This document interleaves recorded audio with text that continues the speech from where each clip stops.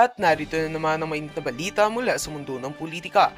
Umaalma ngayon ang Malacanang sa kumakalat na breaking news sa social media na nagsasabing umano'y binawian na ng buhay si First Lady Liza Atanas Magz. Ayon sa mga opisyal, ang naturang balita ay walang batayan at agad na tinawag ng fake news na nagdudulot ng matinding pangamba sa publiko. Wala umanong inilalabas na opisyal na payag na magpapatunay sa naturang aligasyon. Kasunod nito, lumaganap din ng haka-haka na si President Kuting ng Norte Jr. ay umano'y sumabog sa galit sa loob ng ospital. Subalit ayon sa mga source na malapit sa Pangulo, mariin nilang itinatanggi ang istoryang ito at sinasabing normal lamang ang reaksyon ng Pangulo sa gitna ng pagkalat ng waling impormasyon tungkol sa kalagayan ng kanyang asawa. Nilinaw ng tagapagsalita ng palasyo na buhay at maayos umano ang kondisyon ni First Lady Liza Atanas Magz at ang mga balitang nagsasabing siya ay pumanaw na ay lubos na kasinungalingan. Dagdag pa nila, patuloy ang pagmamanman ng mga doktor at walang umanong dahilan upang magpanik ang publiko batay sa kasalukuyang impormasyon. Sa huli, muling nananawagan ng pamahalaan sa taong bayan na maging maingat at responsable sa pagbabahagi ng balita online. Paalala ng mga eksperto, ang maling impormasyon ay maaaring magdulot ng kaguluhan at emosyonal na pinsala hindi lamang sa mga taong sangkot kundi pati sa buong bansa. Pinayuhan ang lahat ng maghintay lamang ng opisyal at magpagkakatiwalaang anunsyo mula sa otoridad. At yan nga mga balitang ating pagkakatutukan at kung bago ka pa lamang sa aking channel ay huwag kakalimutang mag-like, share and subscribe para updated ka sa mga bagong balita dito sa Tatak Pinas.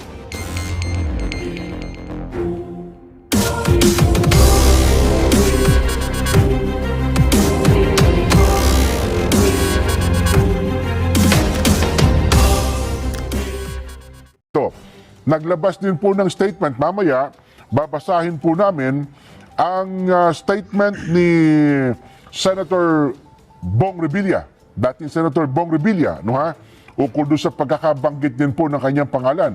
Kasi doon sa statement po ni Yusek Bernardo, mga kababayan, detalyado yung kay Jinggoy, Senador Jinggoy, at saka kay Senador Bong Revilla.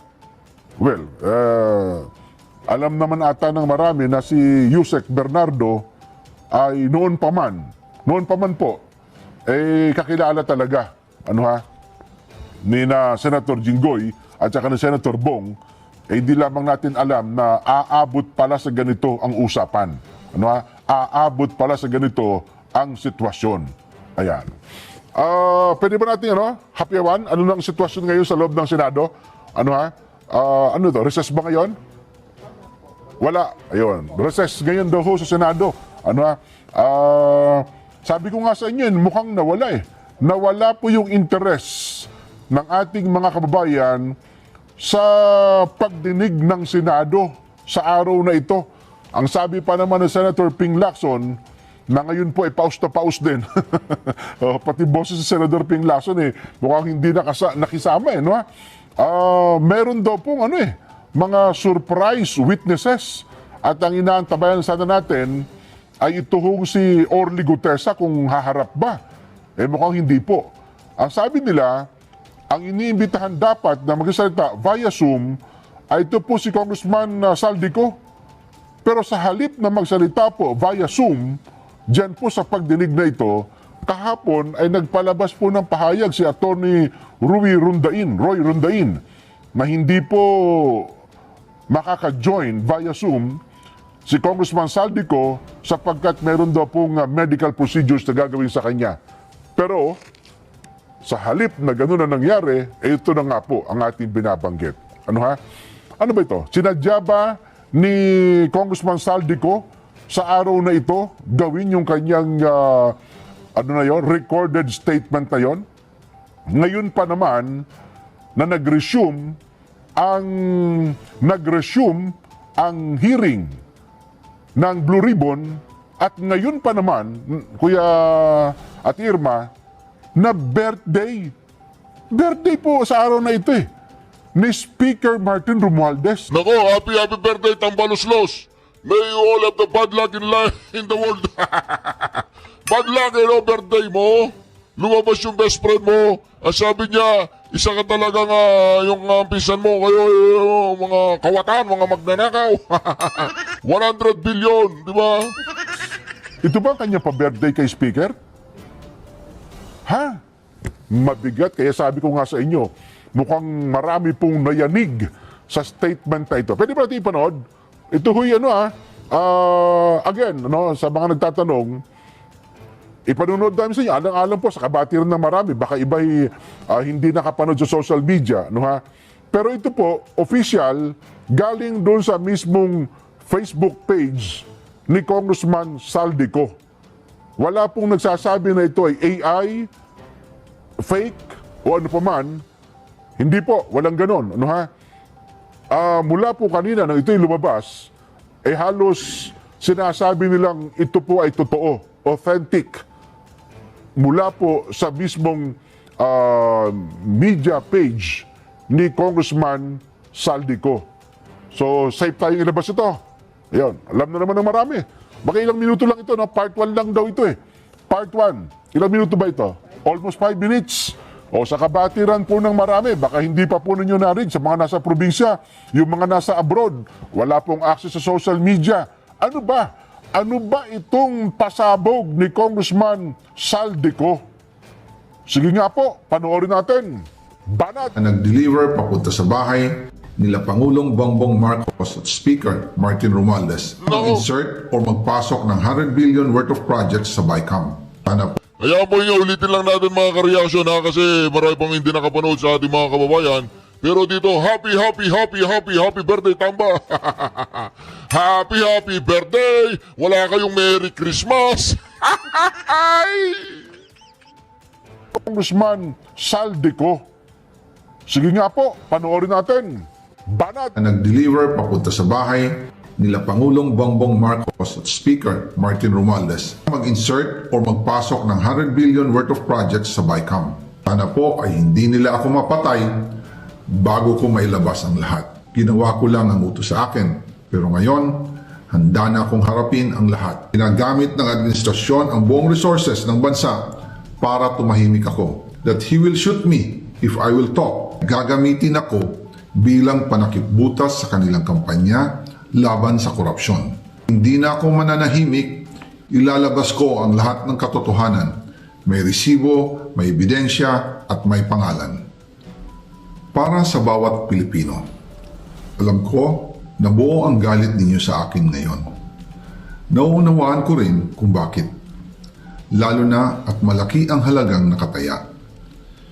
Pero bago kayo humusga, hayaan ninyong ipaliwanag ko ang buong katotohanan. Matagal akong hindi nagsalita dahil may direktang utos sa akin. Huwag nang bumalik ng Pilipinas at manahimik na lamang. Umalis ako noong July 19, 2025 para sa aking medical check-up. Nakaplanong bumalik pagkatapos ng SONA ni Pangulo. Pero habang papauwi na ako, tinawagan ako ni dating Speaker Martin Romualdez at sinabihan, "Stay out of the country. You will be well taken care of as instructed by the President." Noon naniniwala pa ako sa kanila, kaya't hindi ako bumalik. Tumikom ang aking bibig, sumunod ako, pero ang hindi ko alam, ang ibig pala nilang sabihin sa aalagaan ka namin ay gagamitin ako bilang panakipbutas sa kanilang kampanya laban sa korupsyon. Naku mo! Ginawa nila akong poster boy ng kanilang sariling kasinungalingan. Ngayon, hindi na ako mananahimik, ilalabas ko ang lahat ng katotohanan. May resibo, may ebidensya, at may pangalan. Nagsimula ito nung tumawag si Sekmina Pangandaman sa akin nung nagumpisa ang BICAM process last year, 2024. Ang sabi niya, katatapos lang ng meeting nila ni Pangulo at may instructions na mag-insert o magpasok ng 100 billion worth of projects sa BICAM. At sinabi pa ni Sekmina, you can confirm with Yusek Adrian Bersamin dahil magkasama sila sa meeting ni Pangulong BBM noong araw na yon. Tinawagan ko po agad si Yusek Adrian Bersamin at tinanong ko kung may instruction na ba ang Pangulo na magpasok ng 100 billion during their meeting. Ang sabi niya ay totoo nga po. Right after our conversation, tinawagan ko po si dating Speaker Martin Romualdez at nireport ko ang instructions ng Presidente to insert the 100 billion projects. At sinabi niya sa akin What the President wants, he gets. After ng ilang araw, nag-set po ng meeting si Sec. Mina Pangandaman at Yusek Adrian Bersamin sa amin ni dating Speaker Martin Romualdez sa Aguado Building in front of Gate 4 ng Malacanang at nandoon din po si Yusek Jojo Cadiz. During the meeting, binigay po ni Yusek Adrian Bersamin ang listahan na worth 100 billion. Tinanong ko po si Yusek Adrian kung saan galing ang listahan. Ang sagot niya, galing kay PBBM mismo at binigay niya ito mula sa brown leather bag. Nung sinabi po ni Yusek Adrian Bersamin yung brown leather bag, naalala ko noong nasa Singapore kami right after the elections of May 2022 sa Hilton Hotel, kami ni dating Speaker Martin and PBBM habang pauwi at pabalik ng Pilipinas, hinabol ng PSG ang brown leather bag at ang sabi ni PBBM, maiwan na lahat, wag lang ang brown leather bag. Kaya naniwala ako na utos talaga ito ng Pangulo. Pagkatapos ng ilang araw, I informed sina dating Speaker Martin Romualdez, Sec. Mina Pangandaman, Yusek Adrian Bersamin, and Yusek Jojo Cadiz na kung pwede 50 billion lang ang ipasok sa program funds dahil so sobra ang DPWH funds versus sa DepEd. In practice, hindi pwede na mas malaki ang budget ng DPWH kaysa edukasyon.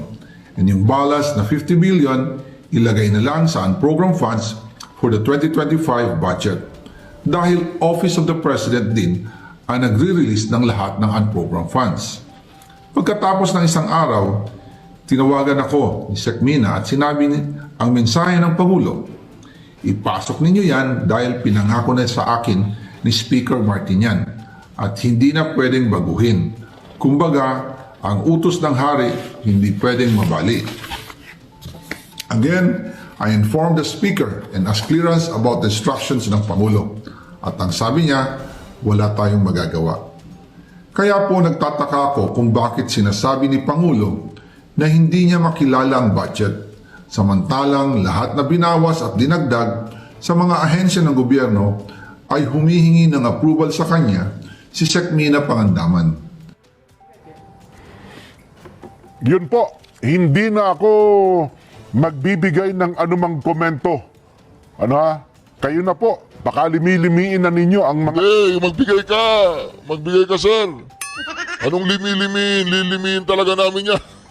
Sinabi niyan ni dating congressman, dati pong representante ng Ako Bicol Party List, Saldico.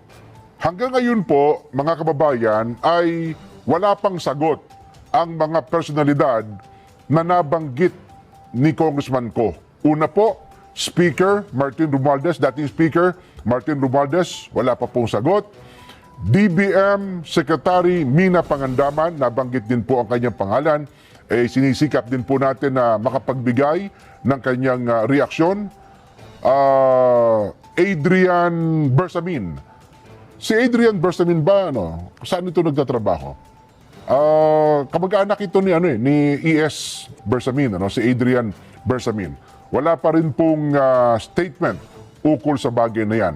Sino pa ba yung mga nabanggit na pangalan? Well, gaya nga po ng nabanggit ko sa inyo, hinihintay natin ang press con mula po dyan sa Malacanang at ina-expect natin na maglalabas po na official na pahayag o reaksyon ang Malacanang sa mga nabanggit na ito. Ayan. Malacanang tayo? Ayan. Punta tayo ng Malacanang. Malacanang, panoorin po natin.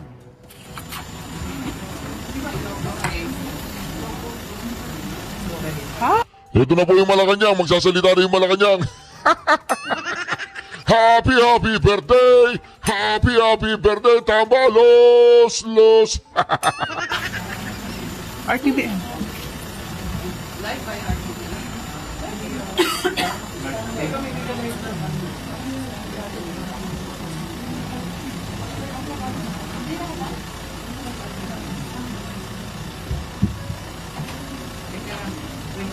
Sige. Ang humarap po mismo, mga kababayan, PCO Secretary Dave Gomez po mismo, ha? Akala ko si Auntie Claire. Yan po mismo Ang nakikita nyo po na magpe-press con ngayon at sasagot ay si Secretary Dave Gomez. At ano ba, ang kanyang official statement may kinalaman po sa bagay na ito at direkta nga ba sasagutin? Pakinggan na natin. Completely without basis in fact. All the charges leveled against the President are pure hearsay. Let us not forget President Marcos Jr. himself exposed all these flood control anomalies and has taken numerous steps since to ensure that the guilty are brought to justice, the stolen wealth recovered, and the system is fixed to avoid any of this from happening again. Rep. Saldico should come back to the country and sign everything he said under oath with the proper judicial authorities. Thank you. Secretary Amina Pangandaman of DBM. Yun lang? Wala na? Yun lang? Wala na? Si Auntie Claire, tawagin niyo si Auntie Claire. Papasukin si Auntie Claire. Excited na yan. Tagapagsinungaling. Papasukin natin yung tagapagsinungaling ni Bongbong Marcos. Oy, Auntie Claire, malapit-lapit na matapos yung trabaho mo dyan.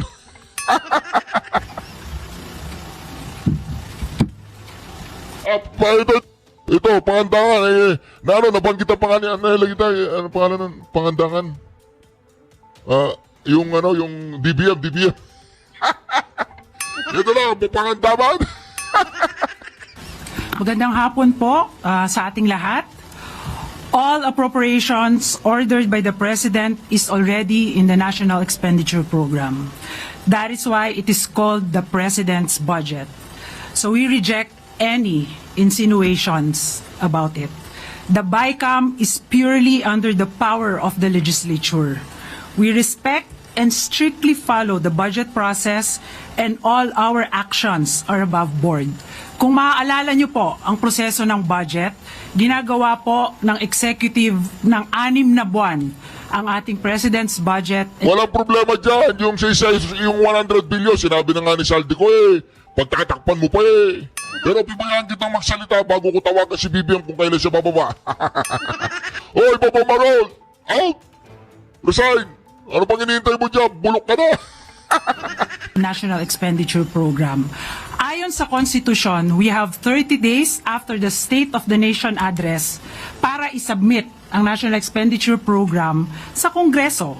At ayon din sa Constitution, pagkatapos natin masubmit po ang budget sa Kongreso, magkakaroon po tayo ng briefings, di po ba? So ginawa din po yan ng executive para ma-explica po kung ano ang laman ng President's budget at ng National Expenditure Program.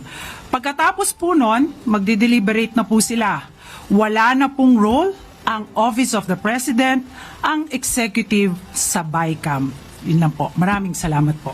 O syempre, pag may utos si Bongbong Marcos, sabi nga ni Saldico, ang utos ng hari ay hindi mababali. Pag nagsinungaling ka, pangandaman, pag nagsinungaling ka, ma'am, ayusin mo. In-explain na nga ni Saldico, di ba? Sangkot kayo. Secretary Dave Gomez and Secretary Amina Pangandaman. We now have Undersecretary Claire Caso, the Paras Press Officer.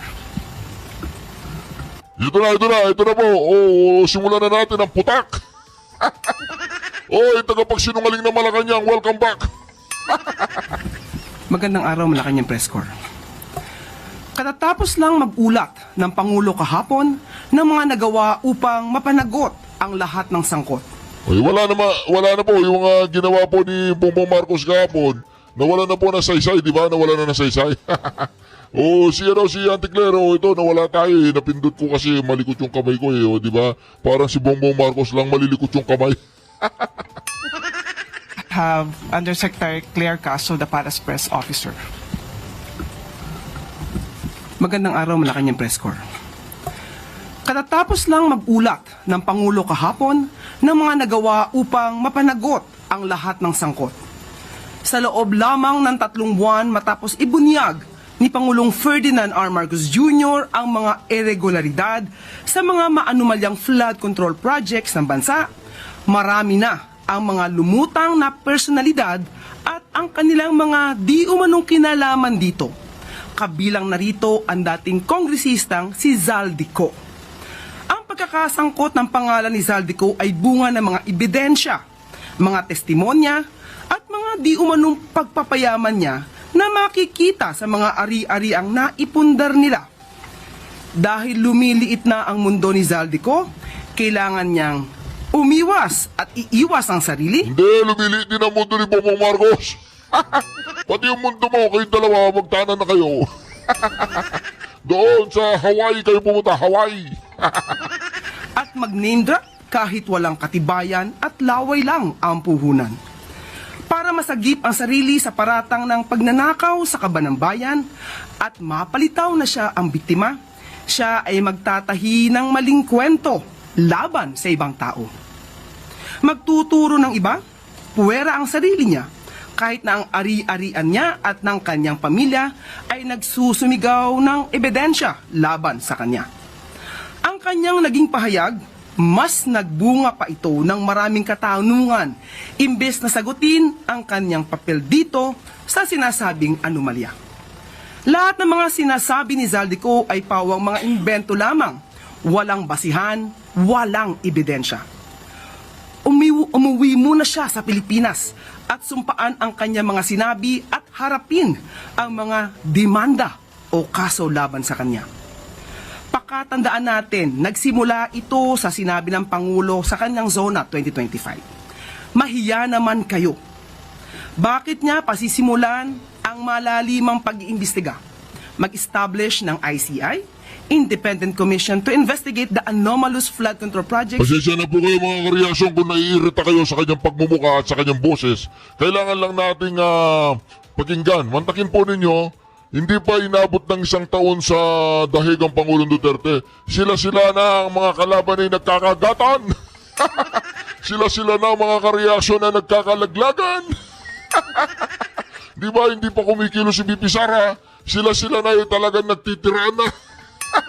Hindi na natin kailangang mag-iganti dahil sila-sila ng mismo ngayon ay nagbabanatan, naglalaglagan. Ngayon yung pinklawan, saka mga dilawang umaalingasaw, sila po ngayon mga kareaksyon ay umiiyak sa isang sulok. Umiiyak na sila sa isang sulok kasi yung kanilang puppet na si Bongbong Marcos ay malapit nang lumayas ng Malacanang. Browner! Huhuy! Marshalo na ba yan o hindi pa? And other infrastructure kung ang Pangulo ay may kinalaman dito. Logic!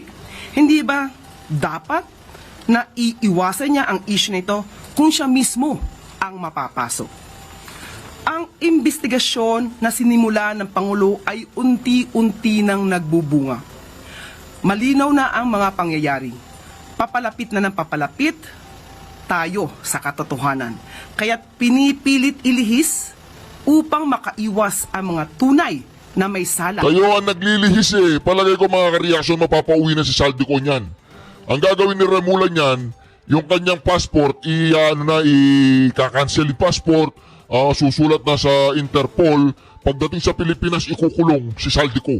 Pagkakulong kay Zaldico, hindi na makakapagpa-interview at saka makakapagsalita. Sa katarungan.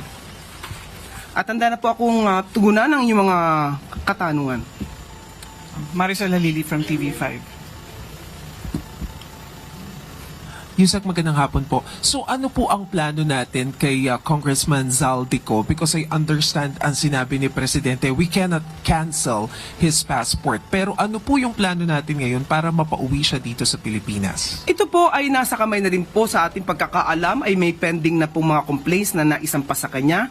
At sana po ay mapabilis na rin po ng ombudsman ang mga pagresolba sa mga kaso na ito at kung sila ay makakapag-rekomenda kung ano man naman i-recommend nila for dismissal or for filing of the case to the Sandigan Bayan, sana mapabilis na rin po kasi ang taong bayan po ay naghihintay na rin ng mabilisang aksyon.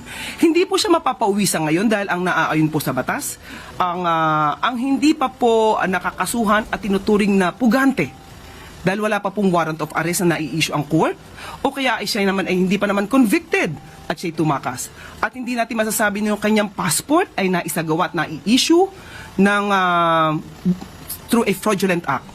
So wala po pa kasi basehan para file ng petition or application for cancellation of passport ni Zaldico ang DOJ at malamang po madismiss po ito ng korte kung hindi po bibigyan ng basihan sa pagkakasila ng passport. Meron po kasing mga opinion like that of Senator J.V. Ejercito na once na considered as a national security threat, pwede naman na pauwiin at kanselahin yung pasaporte kahit na wala pang direktang kaso. Do you consider him as a threat or at least a Ang kaso po na ipapataw sa kanya or malamang na maisa pa sa kanya ay patungkol lamang po sa graft and corruption, maybe plunder, hindi po natin alam kung ano magiging kaso dito. But hindi po ito sa ating palagay ay makukonsidera na issue about national security. So yun po. Sunod na tanong mula kay Raquel Bayan, Radyo Pilipinas. Yes, sir. Good afternoon. Isa po din sa mga accusation ni Zaldico, si Pangulong Marcos umano po, yung nag-utos ng 100 billion peso insertion, na karating na po kaya ito kay Pangulong Marcos. What was his reaction po? Opo, at